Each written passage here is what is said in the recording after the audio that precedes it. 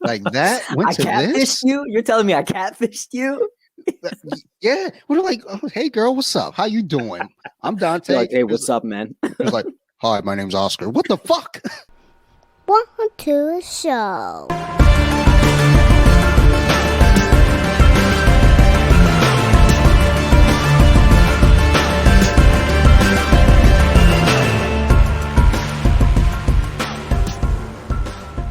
It's just how we do.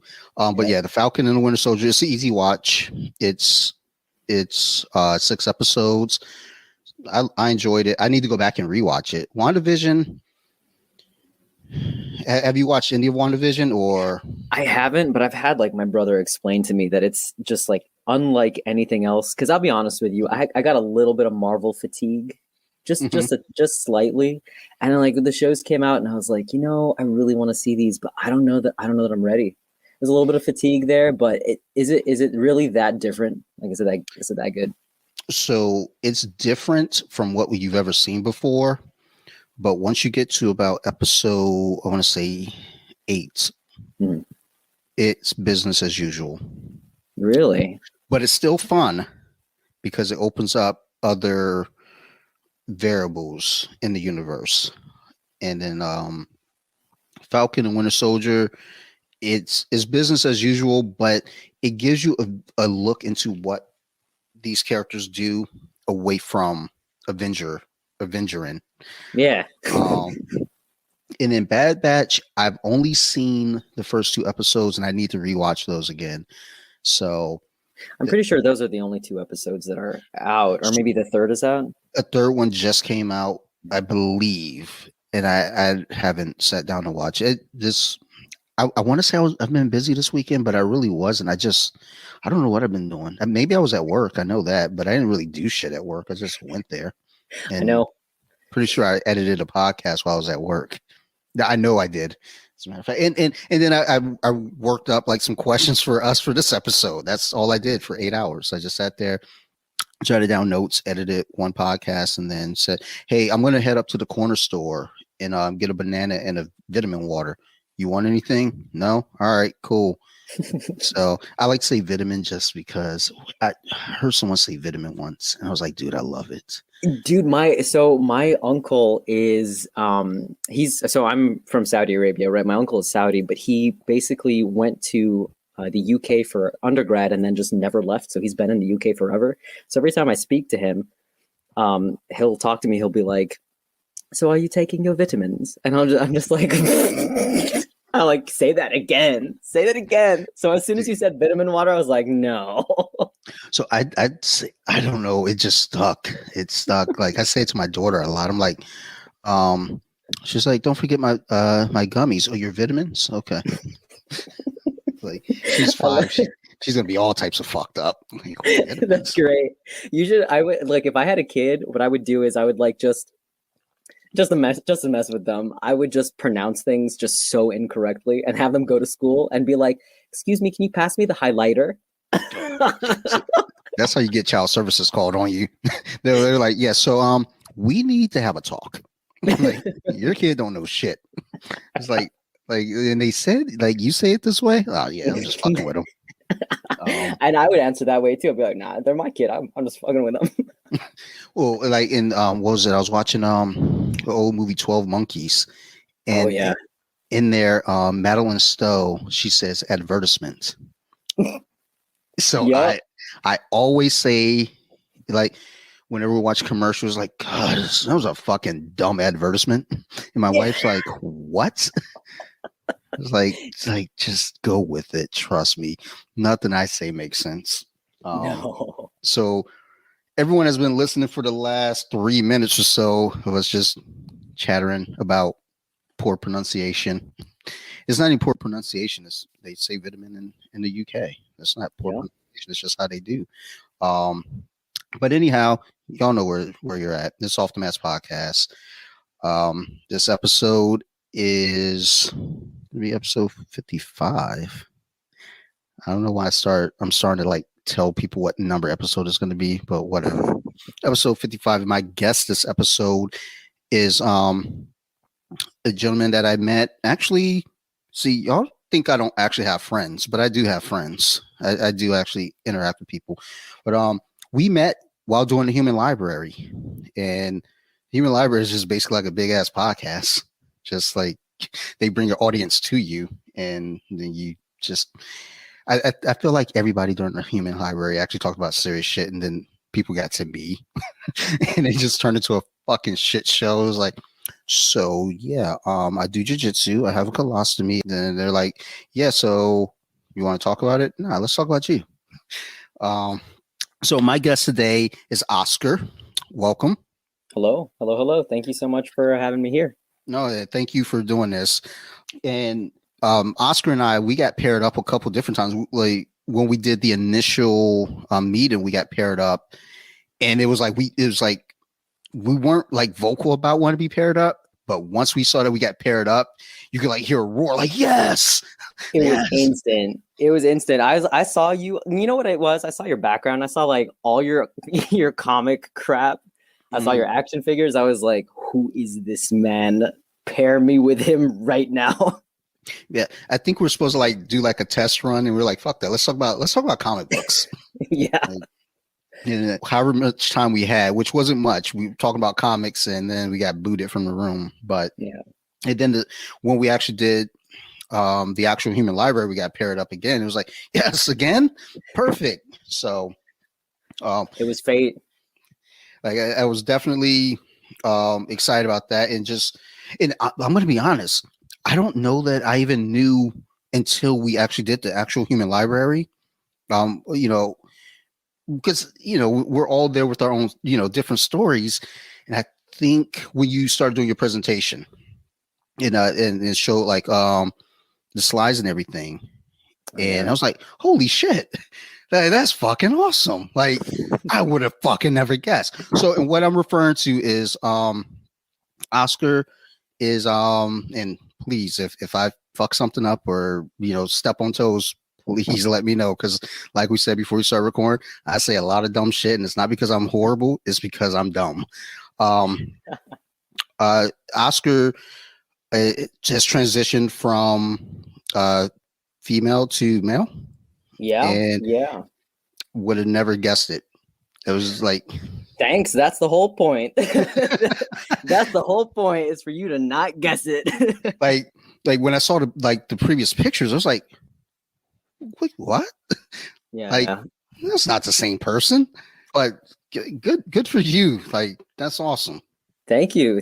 Yeah, it's one of those things where people are like, they're not sure. I've had a couple of people go, like, I'll tell them that I'm trans, and they'll be like, oh yeah, so are you gonna take like estrogen? Are you gonna get like boob implants? I'm like, oh no, I've already done it. Like I'm done. And they'll be like, oh, you mean you were born a male? I'm like, thank you, testosterone. Thank you so much for doing what you do. Hey, that was just the thing, is like, seeing the slides and everything. I was like, okay, there's still like kind of piecing it together in my head. Like what's he showing us? Like, I don't get it. Like, oh, okay. I get it now. I get it. And I was like, all right, cool. Still want to talk about comic books. Yeah. like that's really cool. But like, hey, did you see this? Like it's just funny how, I mean, I don't know. When I show people those slides, it's the most dramatic before and after, and they don't believe it. And I remember like just, like ever since I was a kid, I was like, you know what I really want to be able to do? Like, you know what my like superpower is? I want to be able to transform. And then I went and I transformed. You have proven that superpowers exist and it can be done. I have. It can be done. Dude, the only power I want is I want to be able to fly. That's all. Like really? Like, really? Legit, yeah, I want to fly. Like, honestly, no. What I want telekinesis because I'm lazy. That's really what it is. So you don't want to fly. You want things to fly to you. Correct. I'm lazy as fuck, son. Like today, there's a pen, and I need an ink pen, and it was on the entertainment center, and I'm looking at it. And my daughter is next to me. She just got like snuggled up in the blanket on the couch. My wife, she's sitting with her headphones on. And I'm looking at this pen. I was like, fuck. I didn't want to tell my daughter to get up. and, I sat there, and my wife, she's like, so maybe I do have powers, because then she got up just at that moment. She was like, "You need anything?" I was like, "Yeah, can you get that pen for me?" um, maybe I have the power of persuasion. Persuasion. It's definitely what it is. So When I was younger, so I grew up with 4 older brothers. So I was technically the youngest and the only girl, which sucked all on its own. But all of my oldest brothers had the power of telekinesis because they had me. that's true. They'd be like, they would point at something across the room and they'd, gesture their hands towards it, kind of like Obi-Wan or something, and be like, the force is strong with me. And I'm like, yes, the force is. I'm coming. I'm coming. Every so often, I'll say that to my wife. Like, I'll just be sitting there in the bed, and I'm like, "The force is strong in this one." I was like, She'll go, what do you need me to go get? I was like, Yep. actually, if you can go downstairs and make me a peanut butter jelly sandwich, that would be great. The force is about to kick your ass. Yeah, it's but first, let me prepare for the stabbing. Actually, I always tell her, like, the sandwiches taste better when she makes them. No, that's a fact though, because when I make a sandwich, it's just like just thin and fucking flimsy and weak. When she makes it, it's made with love. Like, there's extra peanut butter on it, but I'm allergic to it, so I think there's something there. Wait. You're allergic to peanut butter, but you ask her to make her the sandwich. You okay, man? You think the extra peanut butter is love? She's trying to kill you. She's like, I'm gonna put extra peanut butter on this son bitch. Like, oh wow, she really cares. The sandwich is heavy, it's good, it's filling. Like, why is my throat closing? Well, so I don't. It's not necessarily peanut butter. So like Reese cups, I love those things. They're delicious. Mm-hmm. My mouth itches a lot when I eat them. Skippy, peanut butter. Again, delicious. My mouth itches. So we get organic peanut butter, and I don't have a problem with that. Also during high allergy season, that's when I have the most problem. Like right now, actually, I just took 2 Benadryl, so it's about to get wild in about 30 minutes. I was gonna say, you're gonna fall asleep on me. You're gonna get little. Nah, I fight off the sleep, but I just say belligerent shit. Like, Nice. It's like tight. Like, why the fuck's this light on? Just dumb shit. My daughter's in bed. I'll grab the monitor and start screaming like, Sophie, wake the fuck up. Let's go play. It's like, Dad, are you on Benadryl? Yeah, fuck yeah. And an edible. It's a whole fucking party down here tonight. But yeah, just like all of that. I've like, once I figured it out, I was like, oh shit. Not figured it out, but like once I guess, yeah.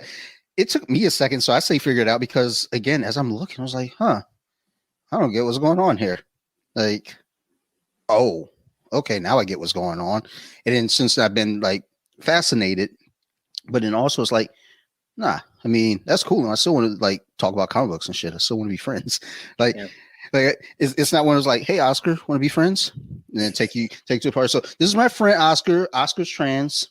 So don't like, we would have actually never guessed that. So thanks for putting Oscar on blast, dickhead. It's not one of those. It's like, hey, this is Oscar. Like, he's in the know as well. Yeah, he likes Star Wars. He likes fucking Marvel. He likes DC. All right, cool. Word. Like, everybody get along, cool. And then at that point, it's up to you. It's like, hey, by the way, hey, if most people that I flock with, they're really cool. They have to be cool because they put up with me. Like, I'm the most. I was gonna say, individual anyone's gonna ever meet. Have you ever met another trans person that you know of? No, not.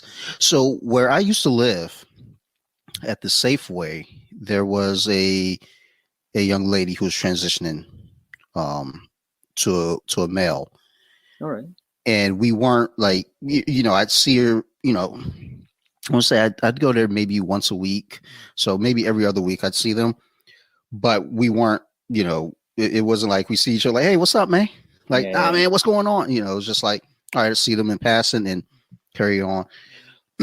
Apparently at my job, there was someone at one of our locations transitioned from male to female, but with COVID and everything, we didn't get to have like any big team meetings, so we never got to meet. So as far as I know, you're the first actual You're the very first trans person that I've had a back and forth interaction with. So, Cool. and look, I'm gonna let y'all out there know, like, it's actually pretty fucking cool. Like, it's not what I thought it was gonna be. Not that I had any thoughts of what it would be, but it's like, oh, you got a trans friend? Yeah, they're just like us. They're people. So, but with growing up being number one, the youngest, but also you said you had 4 older brothers. Yeah. So when did you actually, like just kind of come about and think like, hey, you know what? I think like this isn't the body for me. I don't belong in this body. When did that come about?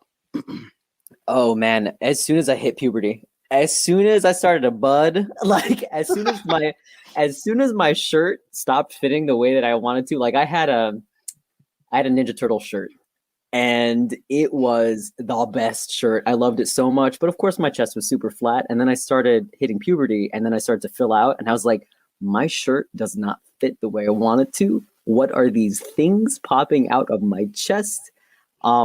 Yeah, no, you can take these back. So let me get this straight. So you made this decision based on the Ninja Turtle shirt. Understand? Absolutely. I'm going with that. All right. So I thought I was the only one that made decisions that way. Perfect. You know what? We were meant to be friends now. Yeah, no. So it was, I always knew there was something up because, when I was in kindergarten, I would just always play with the boys. We had a picture day when they like separated the boys from the girls and they were like, okay, all the boys take a picture, all the girls take a picture. I instinctively headed over to the boys section and I was like, but these are my people. This is who I'm going to take it. I didn't know what genitals were. I was a kid. I was like, I didn't know what they had and what I had and what the difference was. I just knew that when I looked at them, I saw me. And so I thought that they were, my people. I was very wrong. I was the grumpiest little girl in that class photo. Like you could tell I did not want to be there. Like, why does she look like she want to stab somebody? Yes, absolutely. But yeah, that just continued. It was like a growing theme. I was like, oh, I'm, I don't know what I am. I just always felt a little uncomfortable. And then I hit puberty and I was like, yeah, okay, this is not right. And then it wasn't until I was like 23 where I finally was like, okay, I've been a woman long enough. Like I really tried. Like I did the ultra femme thing. Like I wore dresses and I wore makeup and I really tried. I think you saw in those photos, like I had some pretty serious ladiness going on. So that's where I got confused because like, what the fuck am I looking at? Who's this beautiful woman I'm looking at? And then when I connected, I was like, get the fuck out of here. Like that went to catfished this? You? You're telling me I catfished you? Yeah. We're like, oh, hey girl, what's up? How you doing? I'm Dante. Like, hey, what's up, man? It's like, hi, my name's Oscar. What the fuck?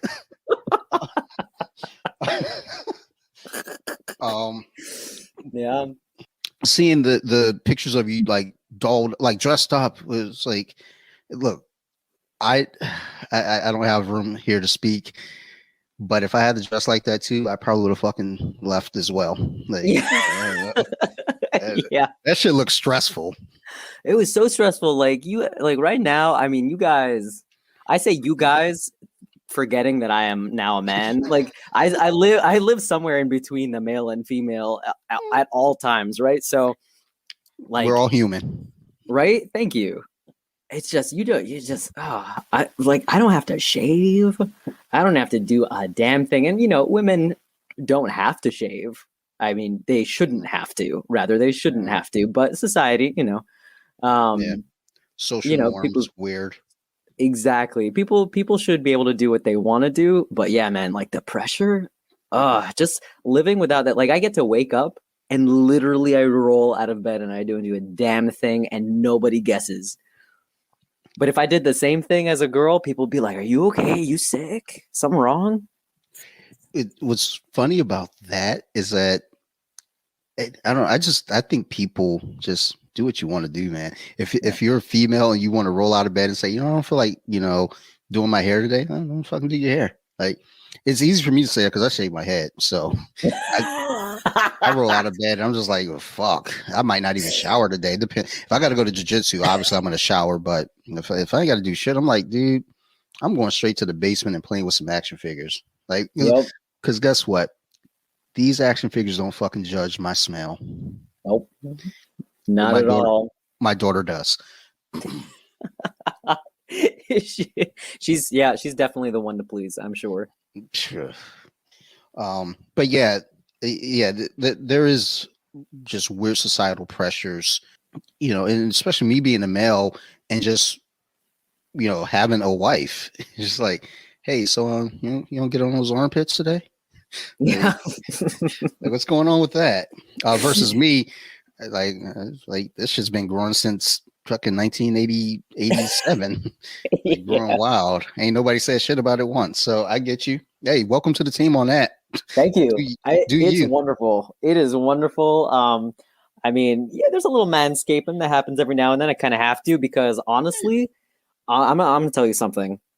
Testosterone, while it is wonderful, I was not prepared for the amount of hair, and I was not prepared for where the hair may show up.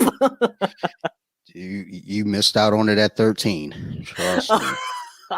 Like, that's like I feel like I think maybe I was 10 when hair just started growing in bizarre places, and I was like, I didn't get it. I was just like, what the fuck is this? Like, huh? 10? Wow, that's early. I like I've talked to my therapist. I had some wild shit going on as a kid. So I think like I'm 5'9". I've been 5'9" since 5th grade, so about age 10. I just stopped growing. So they're just like, yeah, that's good enough. Like we don't need to be any fucking taller. Like chill. But like therapist thinks like, hey, you might have gone through some traumatic shit that made you grow up like faster, and then you just got stunted. I was like, I don't know how nature works, so it's like, please use real words. Yeah. And she still hasn't done so. So I'm just like, you know what? I'll accept it. But like 10, 11 in that age, like I noticed the voice change, like all this weird shit going on for me. So you duck past all that, good for you. Because like having it happen in your 20s, it's like at least you're of like somewhat sound mind versus when you're a kid, you're like, what the fuck is this? Yeah. I mean, you're right. I'm like of sound mind, but oh god, it does not help. Like when you, man, okay. So I started transitioning when I was 24. Now I don't know if you if you slap a mustache on a girl, they look like a little boy. That's kind of what I was dealing with for a few years until my goatee started really coming in. People were like, "Are you 15?" I'm like, dude, I'm 27 years old. So I mean, when we were talking about age earlier before we record, and it was like, like I always assume everybody's much younger than me anyway. But like we're not, like you're still younger than me, but not as young as I thought you were. It was like, nah, you somewhere like I want to get 30, like like 24. It's like wrong. Okay, fair. No. But I mean, either way, it's I could imagine just that phase in the beginning was like, just puberty. It's just puberty. It's just puberty, and it sucks. Yeah, I mean, at least you didn't have to sit through sex ed while going through that. That is very true. You see, I also didn't grow up here, so I didn't get sex ed. What was that like? Like, was that? So I remember explaining this to my wife because my wife's a few years younger than me, not like a bunch of years, not R. Kelly style. I was gonna say, like, how much? Like my wife is 4.5 years, 5 years, somewhere in that window. I don't know. I don't know how old she is. She has a birthday in August. We'll find out. That sounds like an excuse. Are you sure? Well, she said. Well, we were talking. She says she's not even 40 yet, so I think she's getting close to that. But I remember being in 5th grade, and I think this was real early on where they weren't sure this was still new to teach in school. Yeah. But I remember they went into some details on some shit that I don't think kids should be hearing. And I was just like, oh, okay. And then when I moved to Delaware, because I was in Flint, Michigan at that time. Then when I moved to Newark, Delaware, sex ed was way different there.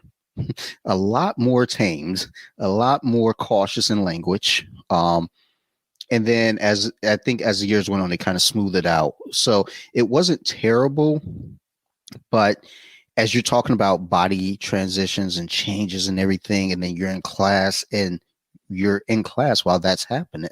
And yeah, I remember there was one kid, they were talking about something, and this kid turned bright red. And we knew what was going on. I was like, oh no, Dave's got a boner. I know he's pitching that tent. And he handled it like a champ. He laughed it off. But yeah, it's weird. Like, you're going through that class talking about those topics, and your body, you're not in control of it. It just happens. So it wasn't terrible, but it's definitely it still needs some fine tuning, I think. But I haven't been in a sex ed class since fucking 1990 something. So yeah, I'm sure it's super different now. I would imagine. I hope. I hope it's not weird. I remember freshman year they showed us the STD pictures, and at that point in my life, I decided I was going to be a virgin forever. I was like, fuck that. Like, what are those bumps? Oh man, yeah, that's kind of like how they show you the car crashes in the driving, and it's like, oh, I don't want to drive. You want me to drive after this? I had a friend, a classmate. She got into a car accident and died. I think I was a sophomore or a junior, and I remember I was terrified. I didn't want to get a license. I didn't get my license until after high school because I was terrified. So, and same thing with those pictures. They showed me those pictures. It was like, I don't want to have sex. My classmate died. I was like, I don't want to drive. It was like, anything else y'all want to use to scare me? What else y'all got? Because y'all about to put me in a cave. This is you on drugs. Like, you want to show me one of those? Yeah, I mean, shit. I was pretty much that close. It was like, hey, so y'all got any like, y'all want to show me some videos on people on coke? Like, because please keep me away from it. I'm scared. But with growing up, so doing this like later in life, when you began the transition, were you already here in the U.S. or were you still in Saudi Arabia? So when I began the transition, I began the transition in the U.S. I had to, because it's super illegal in Saudi Arabia to do anything. Like, there is an LGBT community, but it's super, super underground, and no one really talks about it. But yeah, like, transitioning would not have been an option in Saudi, so I had to basically run away. So I came to the US, and I was like, okay, let's do this. Let's start. And then I actually thought it was going to be a lot harder than it turned out to be. I was like, I'm going to have to jump through hoops to get my testosterone and whatever. I just talked to one person, and she took one look at me. She was like, yeah, you need testosterone. I was like, yes, thank you. Please give this to me. She was like, yeah, you need this. Cause I was obviously not in a great place. But it all happened really quickly. Like, within,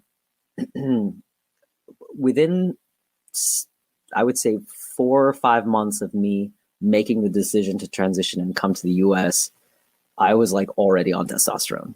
And then I had already like begun the process of changing my name, which, by the way, like, my name is Oscar. I picked that out of a list. Like, it means, people are like, oh, I'm going to change my name, it's going to mean something. I'm like, I didn't get to pick my name the first time. I'm not going to give a shit about what it is the second time. Dude, welcome to America. It's like in Pulp Fiction, like is like something Villalobos. What's that mean? And she says it, and he goes, Butch, what's that mean, baby? I'm American. Our names don't mean shit. So that drives off. Welcome. Thank you. Absolutely. Yeah. I was like, you know what? My name's not gonna mean anything. It doesn't have to. I don't know. it doesn't really matter. And it was one of my, it was part of my introduction into being fully American. Actually, I had a a coworker last year for my like transition anniversary, which I call my birthday. Is that my birthday? My birthday. Thank you. I like Thank that. you. He was like, I got you something for your birthday. I was like, okay, what is it? He's like, if you're gonna be an American male, you need one of these. And he gave me a Swiss Army knife. I was like, okay. Again, back to age 13. Yeah, sure. Yeah. If I was like, you're, okay, it's a if rite you're of in the Boy passage. Scouts. That's very sweet. I liked it. Well, that's good. That's good. And it sounds like, everything's, you know, I'm sure you've had your struggles and whatnot, but just talking with you, you just sound like, you're in great spirits about things and just, just, just like talking with you. I feel like, you know what? You're in good spirits, and it's good to be just in good spirits. No, especially in the world that we're in today, just with all the goofiness that's going on. Oh It's yeah. like, so it's refreshing to talk to someone that's just like, you know what? I went and did something that's fucking, a large percentage of people in this world probably couldn't do. And you're still in good spirits about it, because I don't know how I would handle transition to it. I will say this. I get inspired when I see female fitness models like working out. And it's like, dude, like you're doing amazing things. Like I get motivated to work out. And then I realize, wait a minute, I'm not going to look like that. Nope. And then I go ahead, grab a bowl of ice cream, sit down and say, well, fuck it. I'm committed. I'm all in on this ice cream now. But yeah, you got to pick your battles. yeah, it's like, I'll see some female doing like a Turkish get up, and it's like, dude, like she's strong. And I try to do it with my 15-pound kettlebell, and it's like, fuck, this shit sucks. Like, it's like, then I prayed I never have to fight that woman, because I'll probably get my ass kicked. And I'm just like, you know what? I got ice cream and Disney Plus. I'm gonna go ahead and sit down and live my best life. Yeah. Yeah, I tried to get on that train, and it wasn't like, I mean, it was the kind of the opposite. I started like my transition. I said, I'm gonna be ripped. I'm gonna get ripped. I'm going on testosterone. Are you kidding me? I can like, because they give you a dose of testosterone to make you masculine, but then of course you have some left over, so you can technically roid out. Hey. And I was like, I guess I'm gonna get buff. I can do this. And then I realized what goes into it, and I was like, I'm okay with my noodly ass, skinny little arms. I'm okay with that. So there was a point where I used to lift weights big time. I was just crazy about lifting weights, just getting jacked, playing sports. That was my thing. Then one morning I woke up, because I used to get up, like 6 in the morning, 5:30 in the morning, lift a little bit, eat, doing all the right things. And one morning I woke up, I was like, why am I doing this? Like, what's the end game to this? Like, and I know everyone has their own journey with it, and that's good for them. Proud of you. But for me, I don't care. Like, Yeah. I do jujitsu, and it will be helpful there, yes. But I don't need to look like a Calvin Klein model. I have an old classmate. He just put up a video on maybe Facebook or Instagram. He looks like a fucking superhero. He looks like a Luke Cage. Oof, nice. And he was like, he put, this is me at 42. And then he put in parentheses, but I, feel like 22. And I was like, good for you, buddy. That ain't me. And there's some days I do go through that battle. I'm like, yeah, I can do this. I can.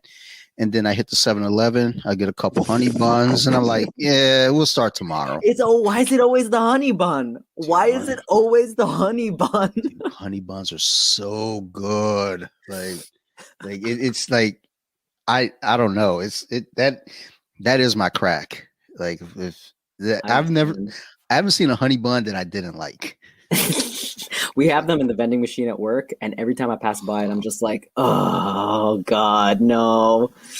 If we had a vending machine at work, I would basically live off of it. When I used to work at a mattress warehouse, like it was actually a warehouse, and they had a vending machine, and there were two vending machines. One had like candies and like M&Ms, Snickers, stuff like that, and the other one had pastries. And every day, I worked second shift, so I get in 2:30, and we didn't have to start work until 5. So, I get in at 2:30. We sit around, we chat. About 3 o'clock, I walk over to the vending machine, get my quarters, buy a honey bun, get a Gatorade. And this was still during that period where I was actually working out hard. So it's like I was still in like decent shape visually, but I know my arteries are like, dude, quit fucking putting this paste inside of us. I was gonna say, like, the outsides may be good. Like that's deceiving too. Like you see all these really jacked people and you're like, I know you eat like crap. I know you do. I've seen you. Like, what do your insides look like? By the way, that is a winning combination. Gatorade and honey bun. Dude, like that's the thing too. Like what the fuck was that? Sorry. Like the combinations of foods that I put together, actually on an episode last week. I say that because this is coming out next week with an episode that's going to be released. There is a mention of the combinations because I think I said something like I had like a hot dog and like some hot chocolate or some goofy shit. I don't know. No. It was a weird combo. And my friend was like, dude, the combinations of foods that you have are baffling. And I went to a friend's house to record just another shout out here, Nerd Rage Radio episode 300 should be coming up very soon if it's not already out. They had tacos for dinner. So we're sitting there, we're putting our plates together, and my buddy's wife asked me if I wanted anything to drink. And I was like, no, I'm okay. I had a coffee. And she goes, tacos and coffee is wild as fuck right now.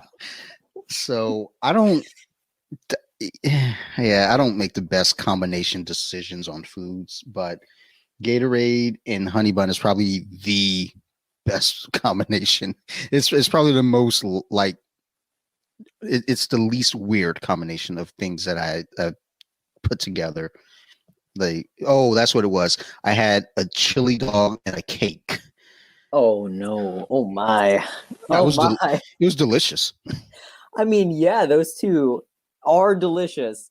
I don't know how I would handle those flavors together in my mouth. Although, no, it wasn't together. I ate the chili dog, and then maybe 5 minutes after the chili dog, I ate the cake. So. Okay, you see, that makes more sense. I don't know. I'm sitting here thinking that you're eating these things together. Like, I knew this one girl that used to just douse her ice cream in ketchup. My dude. Yeah, okay. Yep, no. That's a no. I hope I never meet her. I hope I never meet her again either. And actually, never mind if she ever hears this. You're actually a really cool person, but that was weird as hell. Yeah, that's suspect. I mean, I do some dumb shit, but ugh. Yeah, But then again, I thought about that earlier because I had an Italian ice, but right before I had Italian ice, I had buffalo wings. and I thought to myself, I was like, so I went and washed my hands. I was like, it would be kind of weird if I got some of that sauce in this Italian ice. I was like, then I said to myself, dude, don't fucking do that. Just fucking move on with your life. Go sit down on the couch and fucking eat this fucking Italian ice. But sorry, I get way off track. No, that's fine. I mean, I don't. But so yeah, when you start making the transition and everything, like with your family, was there communication with them? Were they aware of it? Partly, kind of. So, I don't know if we mentioned this earlier, but I have 4 older brothers, and my mom and my dad, and I told 2 brothers and my mom, so effectively half of them knew. They weren't terribly accepting to begin with. The other half was completely like, I did not communicate it with them because I knew that they would not be accepting of it. They ended up finding out later. But I mean, I'm a grown ass man now. Like they can't tell me anything, right? So, Yeah. but yeah, it was a little tough. I had to come out at some point, and I did. It was tough to swallow for them, but eventually they realized that like I'm just a nicer person to be around when I actually feel comfortable in my body and in who I am. Because I was just. I mean, I've always been nerdy, but I was just a weird, like, quiet girl that just like I don't know. I was just weird. I was just really weird, and now I'm weird and loud, which I don't know if is a better thing, but I mean, it's me. but you're getting to be you, and that's the important thing. There is, being able to embrace who you are. Like that's something that most people don't get. Like I always like kind of joke about when I hang out with my friends. All my friends are so different, so I adjust. Like I'm still me, but there are little micro adjustments that I have to make to, give those dosages of Dante to these friends because, sometimes, you run into people, they just can't handle the full brunt of, your personality. So, being able to be who you are to its fullest that's a fucking superpower in itself. So Thank you. again, Thank you. look Appreciate at you doubling up on the superpowers this episode. Look at that. If only I had the force. If Hey. only I had the force. Hey, you know what? Don't count it out yet. Not yet. Maybe I'll get a kid someday. Hey, you know what? Like my daughter, she's kind of a pain in the ass, but she's really sweet. So she's nice to everybody else but me. So, and let me tell you right now, if you ask her to go get a fork, she's quick. Like I always have to tell her, hey, stop running with the fork in your hand up near your face. Like kids with eye patches are cute, but come on. Did you just say kids with eye patches are cute? Yeah, eye patches are adorable. Like, have you ever seen little like parody things, like a little kid with an eye patch on? They're playing like as a grown up, and they got on an eye patch. Like that's adorable. Like, I wonder what's underneath that eye patch. Probably not an eye. But, probably not an eye. But That's terrible. I don't know. Kids are adorable. Just like when they're not your own. That's true. That is true. Yeah. My daughter went over and played with the neighbor kid the other day or today, and my wife went over to get her, and I said, "Oh my gosh, she's so sweet." She walked in, she took her shoes off, she was so polite, and I was like, "Really?" Because she walks in our house, she fucking kicks her shoes across the room, she's fucking knocking shit over. It's like we're talking, and she just jumps in the middle of the conversation. Like if like the TV's on and my wife and I are talking, she's like, "Hey, I can't hear the TV." I was like, but over there, she's a fucking saint. Well, you know what though? You did a good job because that means she knows her audience. True. And she knows what to do around certain people. I think that's a good thing. Because she's comfortable enough to be whatever around you guys. When I used to teach preschool, that was a thing though. Kids were always well behaved in the classroom, but they get home and they're nightmares. And the parents who use the teachers use us as kind of the threat. Like, don't make us tell Mr. Dante or Miss Gwen. And they would straighten up. So, and I remember always thinking, I was like, man, I hope my kid's never that way. But I guess that's just a kid thing, maybe. Here she is. Yep. Keeping up appearances. Yeah. I mean, as long as she can go out and make me look good, it's like, all right. It's like, I don't care. It's like, oh my God, you're such a great parent. Dude, I gave that kid potato chips for dinner last night. don't like compliment me on being a parent.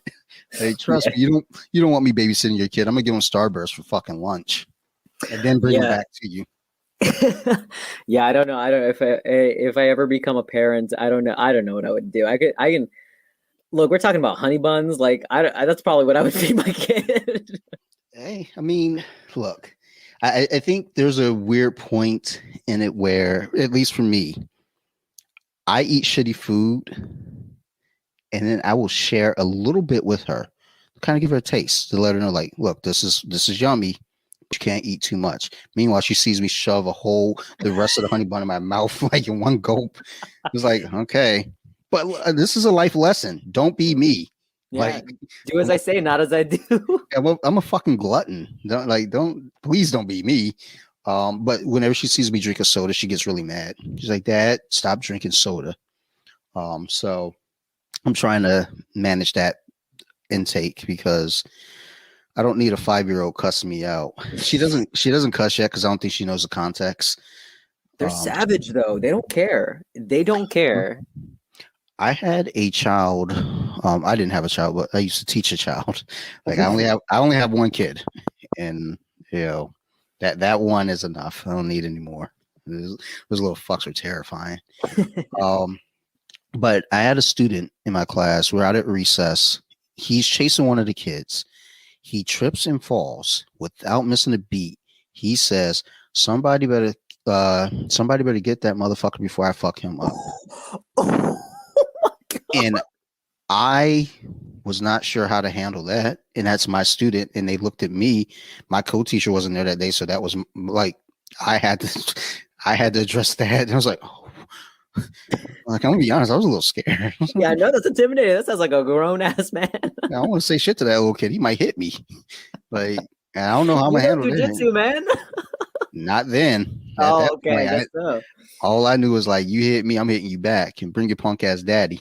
But and his dad was a big dude, so I wasn't ready for that. But yeah, little kids,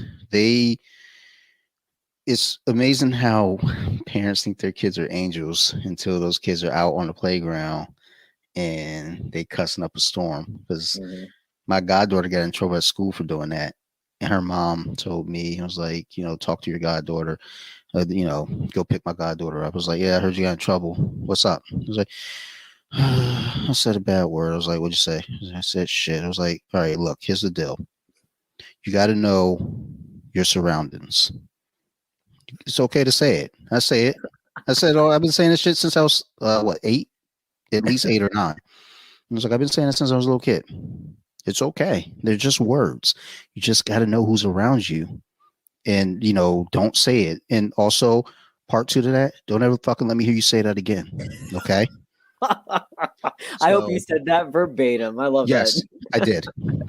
Because now the door is open for me to use curse words around her. Because I know that she knows what they are, but she knows not to say them around me. And that's how it's been, though. She's a sweetheart.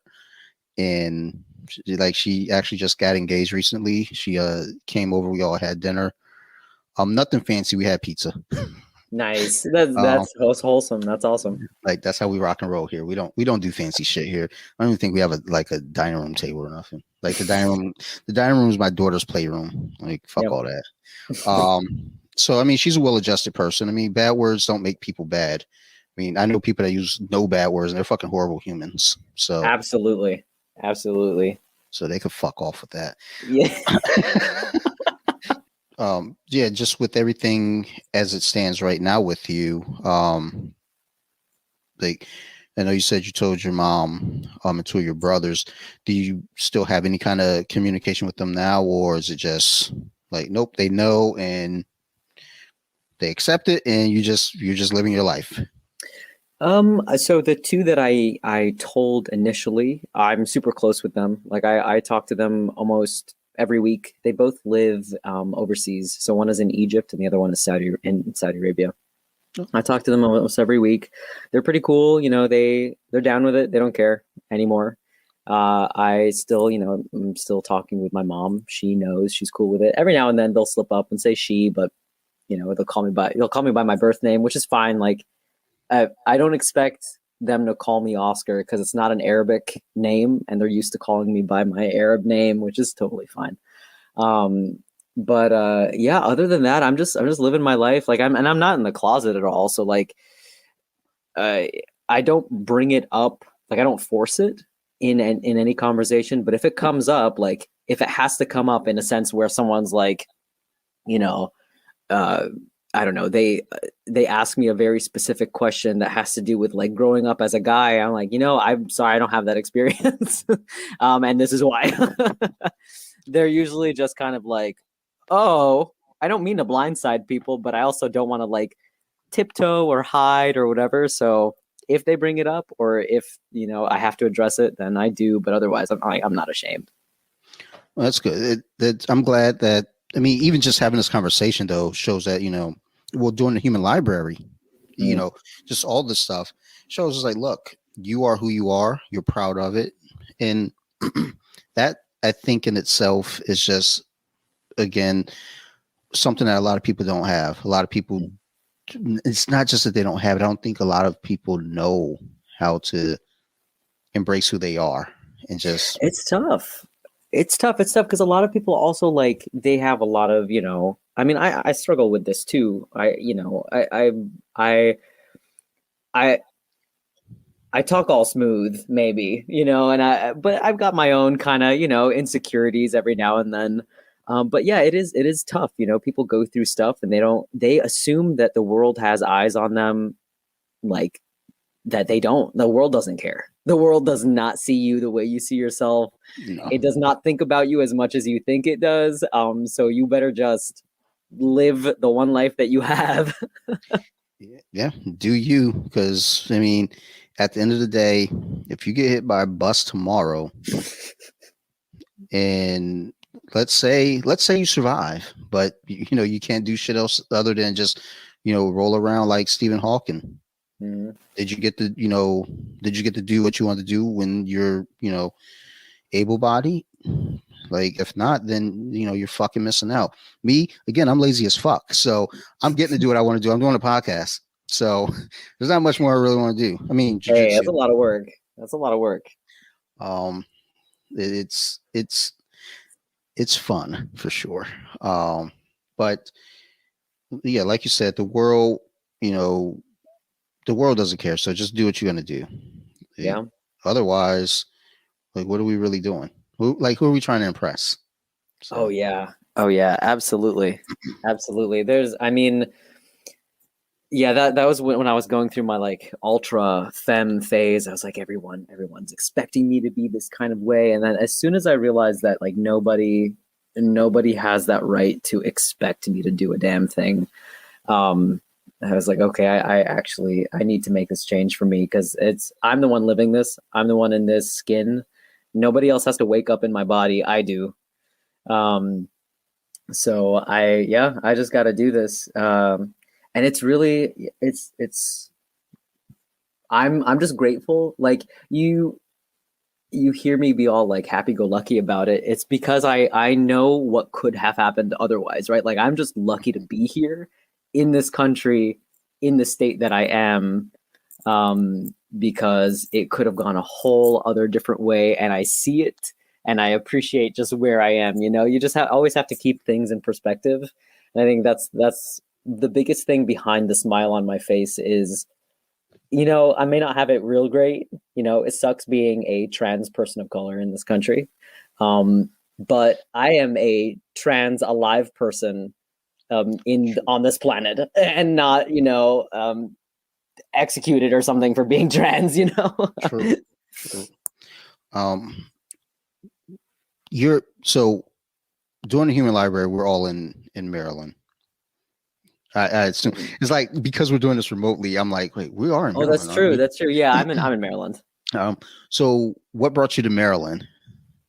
So, oh my God, Maryland is the fourth place I have moved to since I've lived in the US in 2015. Uh, um, so I just had family here. I had family who ended up here. So one of my brothers works in Baltimore. Okay. And like when I first landed in the US, I was in Texas. And then I went to California for a bit.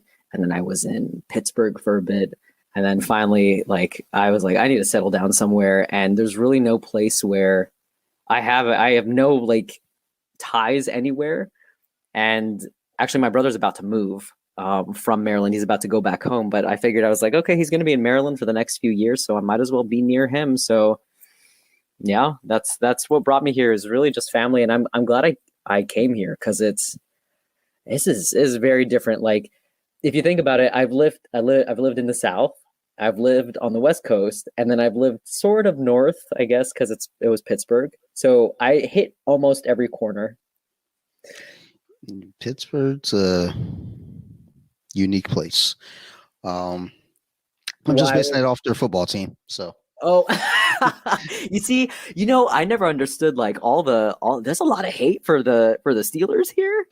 yeah, Baltimore. So yeah, the Baltimore Pittsburgh rivalry is huge. And what's even wilder is when you get Pittsburgh fans that live here in Maryland, or even worse, that live in Baltimore, and it's fucking wild to see. Just going to a Ravens game. I went to a Ravens Steelers game, and the Steelers won, and it was it was terrifying because when we walked out of that stadium, like you could hear a pin drop, and I was afraid to sneeze. I was like, if I make a sound, I'm going to get my ass beat. So let's just get the fuck out of here, get back to the car, get home, and then laugh. Because I took a lot of pictures and posted them on Facebook and tagged my Pittsburgh friends when they hit the game winning field goal. I was like, hey guys, congrats to you guys. It's like I'm a Lions fan, so I cry all the time. But like, it's okay. I make fun of the other teams. It's like, well, your team sucks too. Like, yeah, but I know it. Yeah, that is the difference.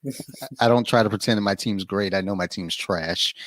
But yeah, I was, wondering because anytime anyone ends up in Maryland, I always wonder, like, how'd you get here?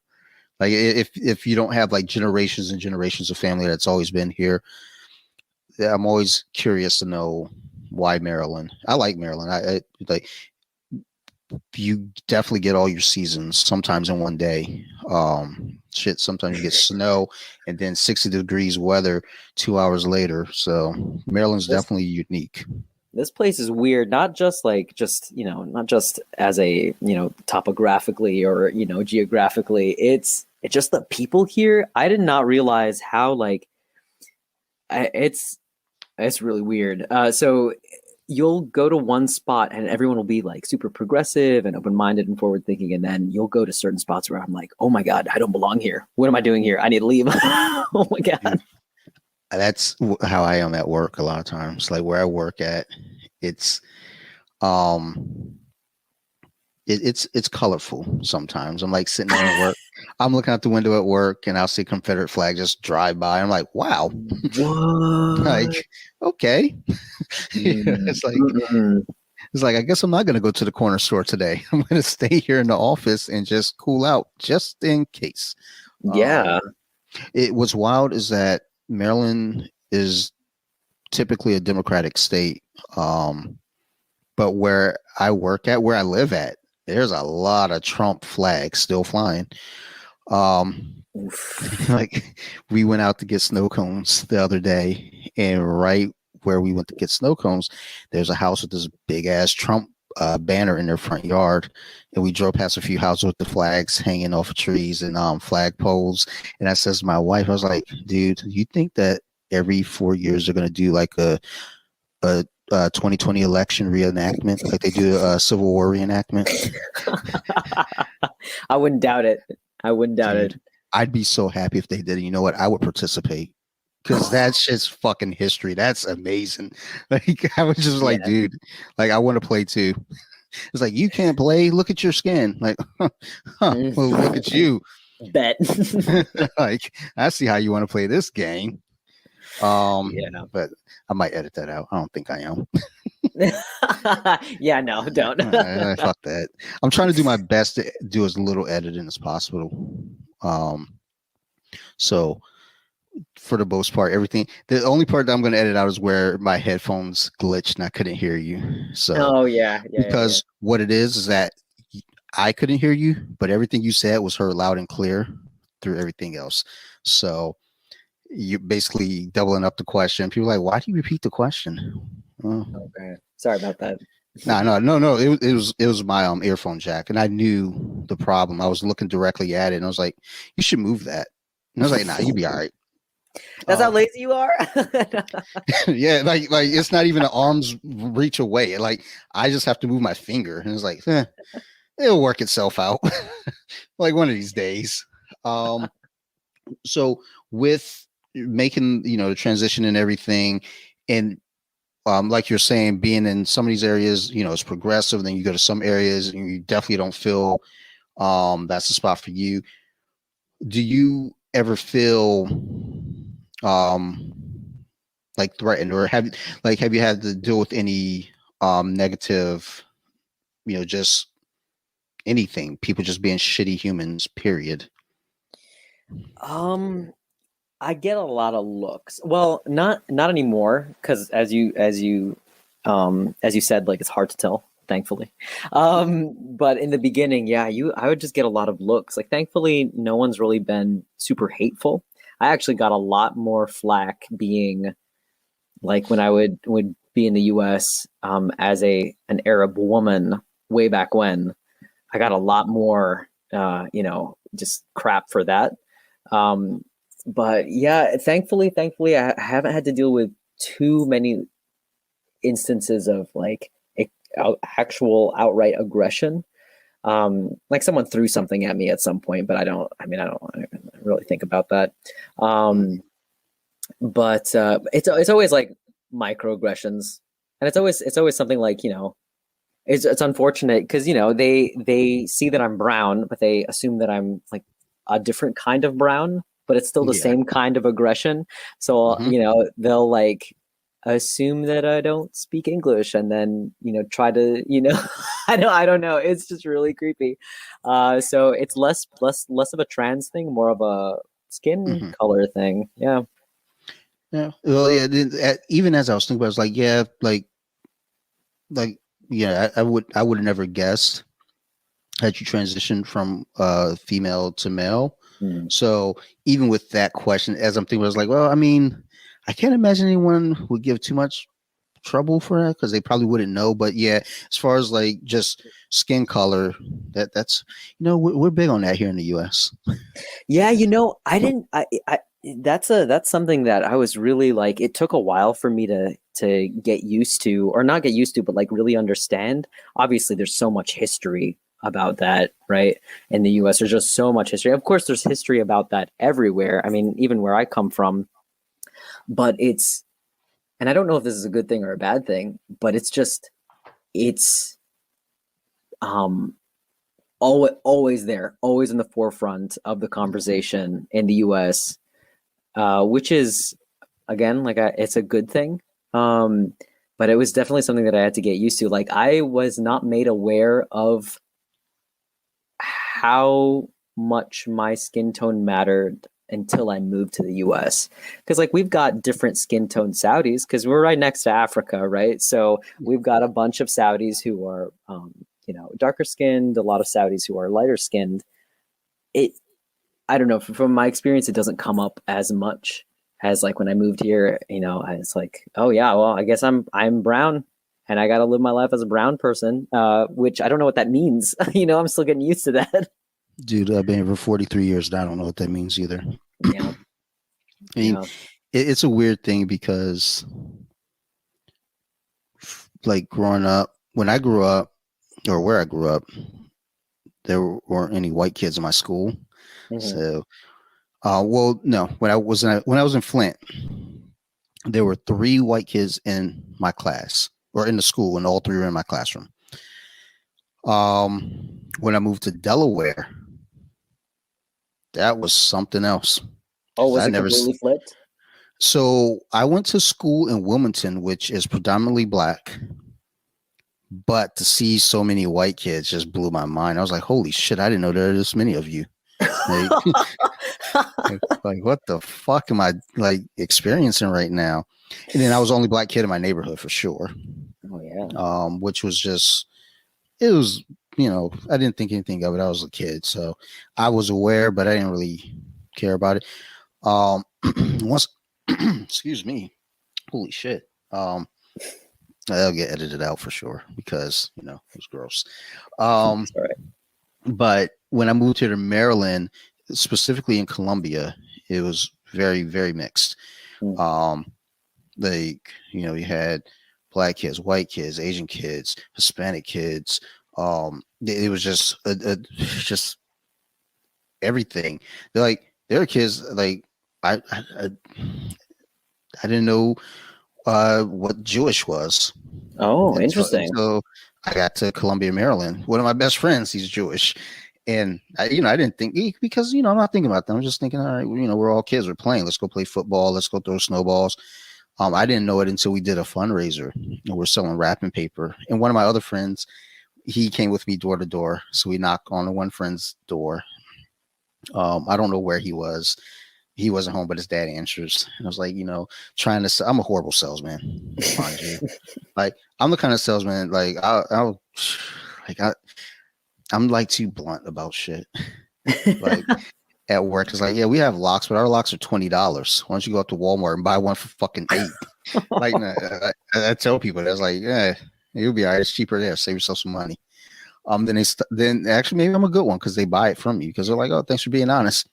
Like, all right, that fucking backfired. Fucking go buy a lock. Save yourself fucking $12, dude. What are you doing, dummy? But I remember saying, to the dad, like, here we have the wrapping paper, blah, blah, blah, and it'll be in before Christmas. And my friend nudged me. I was like, what the fuck are you doing? He nudges me again. He's like, they're Jewish. And I turned and was like, what the fuck does that mean? He's like, they don't celebrate Christmas. Mind you, his dad is still standing. I was like they don't celebrate Christmas. I was like, why the fuck not? And then his dad was like, his dad goes, no, thank you, and slams the door. I didn't expect him to buy any wrapping paper from me anyway, but still, it was just like, and then from that point, then I started to understand. I was like, oh, wait a minute, Judaism, that's a religion, and okay, I get it now. But I didn't understand any of that until I got here in Maryland. Columbia specifically is just a big melting pot of like humans, and then it's funny. All those kids that we grew up with, we all love each other. Like, we're all mixed, and I see a lot of them going to Trump rallies. So that shit is wild. Oh, like, no. Like, oh my God, we almost dated. Like, that would have been awkward. like dodged a bullet. Yeah, she dodged a noose. But yeah, it like differences is weird because it's like I said earlier, we're all humans, dude. Just be cool to each other. Just I'm thankful. I'm thankful for like it. Yes, Columbia. I mean, I'm near Columbia as well, and it's super diverse. I just really thankful that I'm a nerd because like it doesn't matter where you come from. Because if you like Star Wars, Star Trek, if you like these things, we're gonna vibe, and it's great. Exactly. I think being a nerd. So being a nerd and practicing martial arts are two things where we don't care who you are, what you believe in, what color your skin is. We're all here for one goal, and that's whether it's Comic-Con or whether it's the IBJJF tournament. We're all here for one thing, and that's what matters. When we get on to the jiu-jitsu mats, I had a teammate. We had a back and forth where we have different political views. I put up a post. The post that I put up was talking about equality and how equality isn't like cake. Just because someone else has equality doesn't mean you get less. And this teammate commented to me, is like, well, not if they're burning down buildings and rioting. So I replied, and we went back and forth, and then I goes, and I was like, and to be honest, that post that I put up, it wasn't about black and white, it was about trans people. So you're getting mad about the wrong thing, dude. Like, before you get mad. So when that kind of all took place, the gyms opened back up here. He and we trained together. I think it was like 2 or 3 weeks later.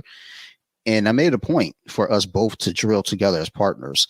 And it's kind of to show the point that, like, look, we don't agree like on the same things here as far as like our outside lives go, but we have a goal here on this mat, and that goal is to get better. and improve ourselves.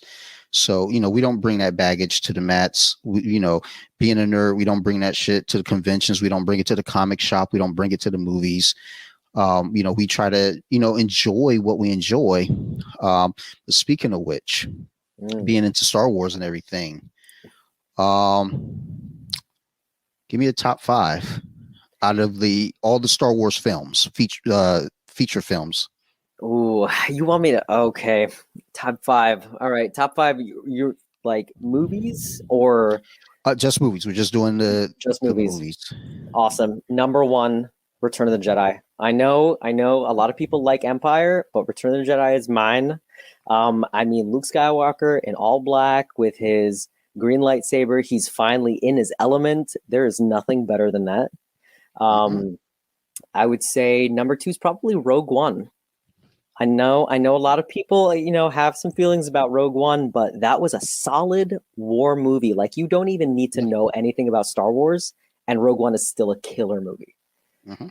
I'd say number 2 is probably number 3 is a New Hope, just because just feels nostalgia. I mean, I am old enough to where I remember Star Wars before the prequels. Like, just old enough, right? Like, I think that last generation before the prequels were like what you grew up on, because I grew up on the original. That being said, number 4 is Empire. I like it's they had to make it. Like, all 3 of those originals had to make it. And then I think for my last one, for top 5, just because of all the emotion in it, it's Revenge of the Sith. It's so good. I know the dialogue is choppy because George Lucas can't write dialogue worth of shit, but when it comes down to it, that Obi-Wan Anakin fight eats at my heart every single time. I will cry. Okay, now you go. You got to tell me. Dude, just real quick on episode 3, dude, every time that final battle, because it's not just that though too. It's all the stuff with Padme. It's him fighting with his demons and talking with Palpatine. All that shit matters, and people just want to nitpick about dumb shit, but it's like, sit down and watch that movie and take in those emotions. So I always have a hard time with number 1 because I love Sith so much. But Empire is number 1 for me because it's just it leaves you on the ultimate cliffhanger. Like, bad guys got the upper hand. Han, what's going to happen with Han? Luke just found out about fucking his father. Like those 2 things alone is like, holy shit. You get introduced to Yoda, you get introduced to Lando. You're getting these new vibes. And number 2 for me would have to be episode 3, Revenge of the Sith, just because of the raw emotion.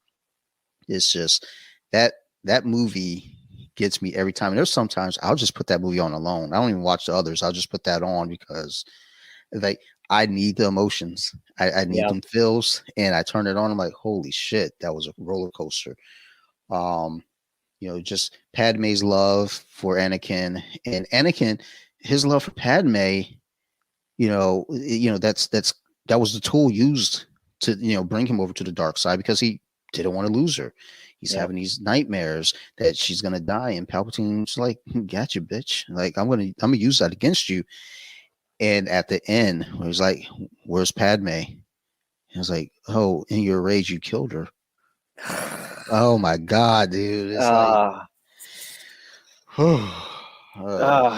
yeah. Gotta take a breath. That's fine. I was actually reading, because I don't know about you, but I like reading all the a lot of fan theories about and it's been years since these movies have come out, but people are always coming out with new fan theories about things, and I just love them. And I read something recently about how someone had this idea that, I mean, it doesn't make sense that when you really think about it, like, Padme just died. Like, really? Like, Padme just died? Really? I mean, like the her will to live just kind of went away. Like what was that? What was that? So someone posed the theory that Palpatine actually like drained the life force out of her to keep Anakin alive, because he talked about being able to do that, as a student of Darth Plagueis. And I was like, okay, there may be some merit to that. I just thought it was interesting. I don't hate that at all. I stick with the emotion part to it. Is like she was in so much love with him. She died of a broken heart. Basically, she knew that he was gone, and she was not getting him back, and she would rather just not be if she couldn't be with the love of her life. What I always find kind of wild, like looking back on that, though, it's like when she first met him. It's like, yo, she was macking on a fucking 10-year-old kid. Well, to be fair, she was 14. She was a teen queen.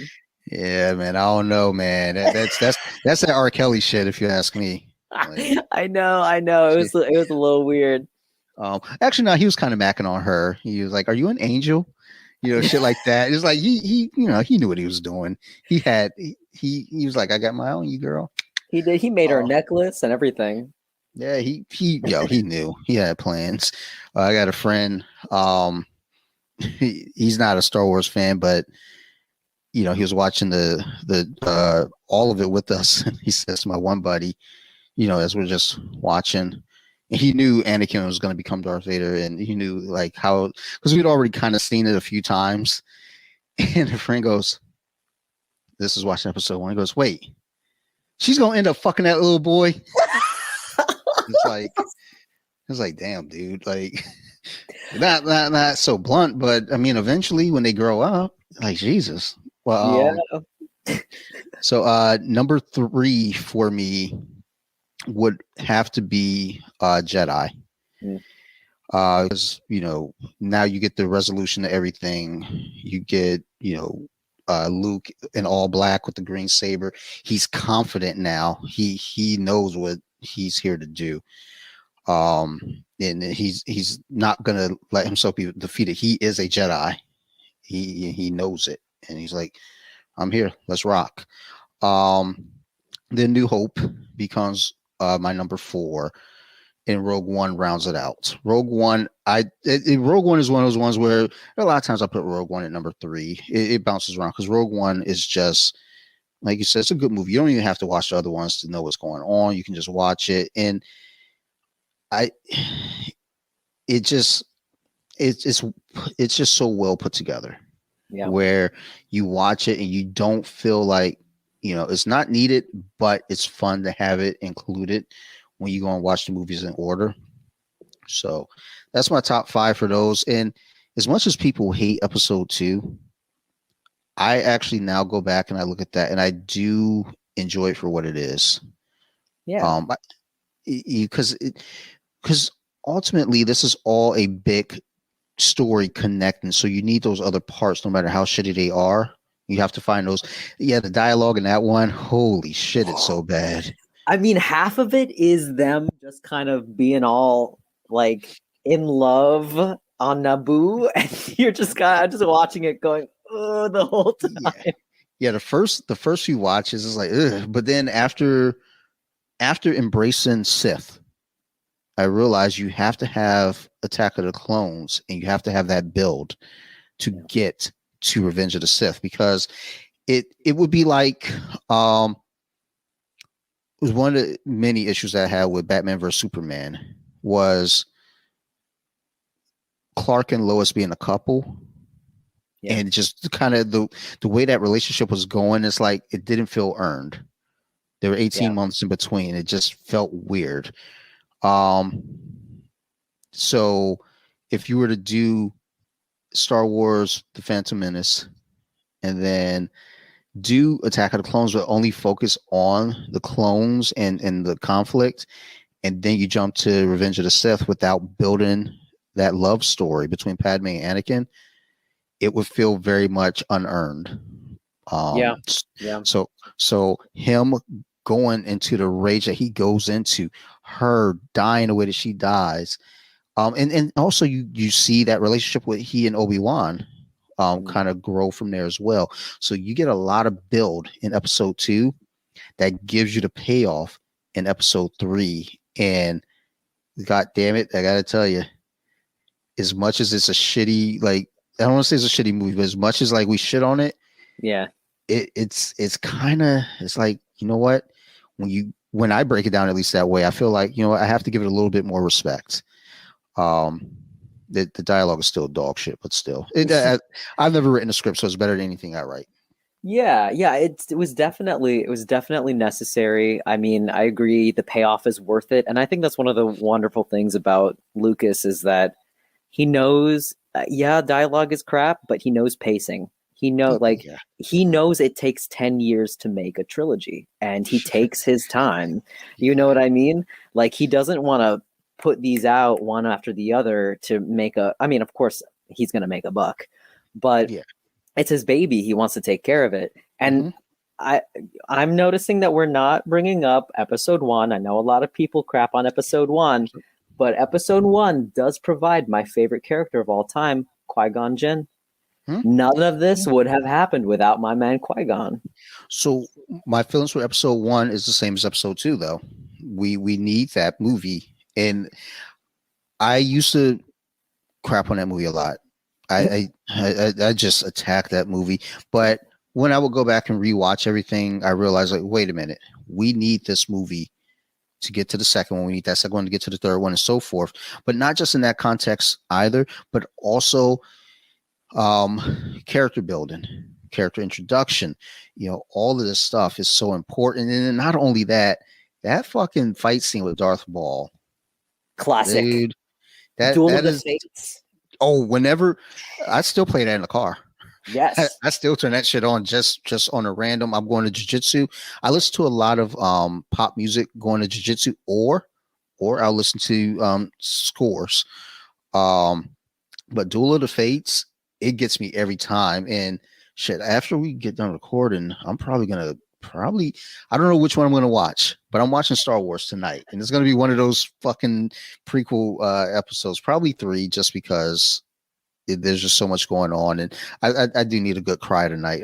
Like I said, I popped some Benadryl, so it's gonna be easy for me to shed some tears tonight. It's like, oh my god, like what's going on here? Like, my daughter will probably wake up, like, Dad, you okay? Like, baby, is she into Star Wars? So a little bit. Okay. She's into everything. She has Super Mario Brother, like Hot Wheels. Like, she has all the characters.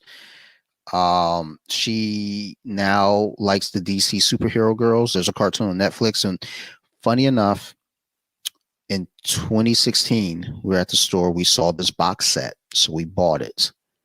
We're like, hold on to it for later. All right.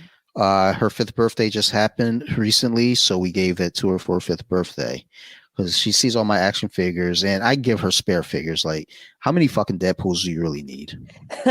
You gave your daughter a Deadpool. Yeah, she has a pirate Deadpool and his wife. It came with like Jeff the shark. It has legs, so she was excited about that. But she has the DC superhero girls, and she loves watching that. She loves taking the action figures and flying them around the house. She's not crazy into Star Wars. She's aware of it. She knows that I enjoy it. And there are some days where she's like, all right, Dad, I'm done watching whatever the fuck it is I'm watching. You can watch Star Wars if you want. It's like, baby, I was going to actually watch something else, but now that you say that, I'm going to put on Star Wars. And I try to put on animated stuff for her too, like the Star Wars Lego stuff. Yeah.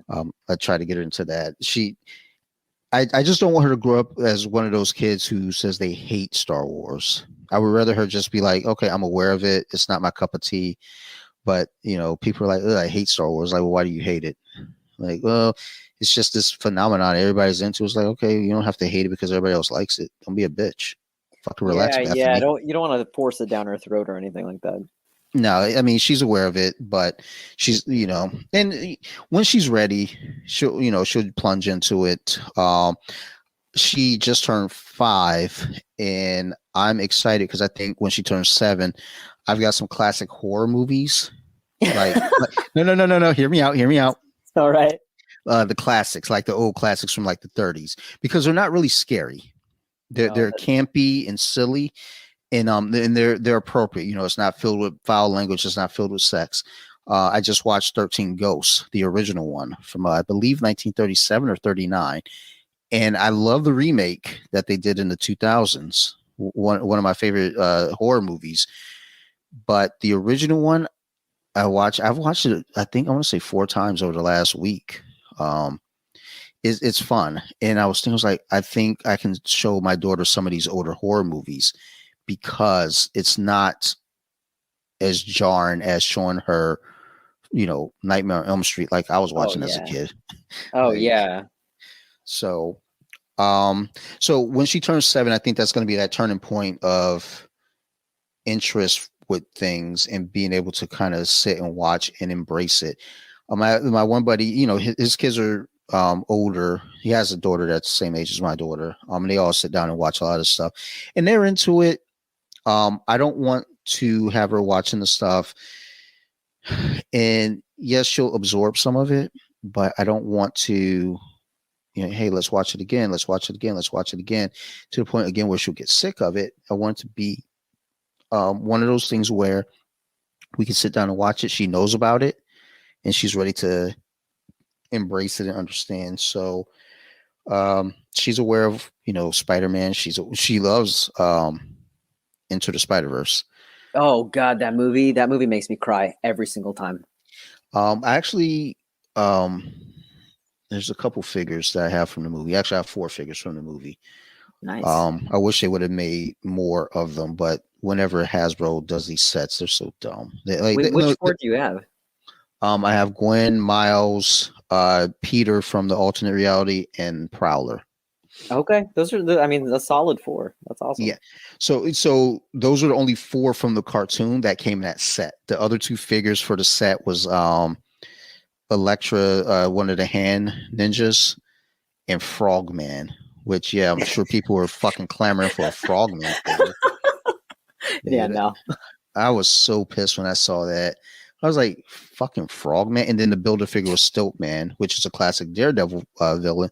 But it's like, why not just make Doc Ock or Kingpin the builder figure? Yeah.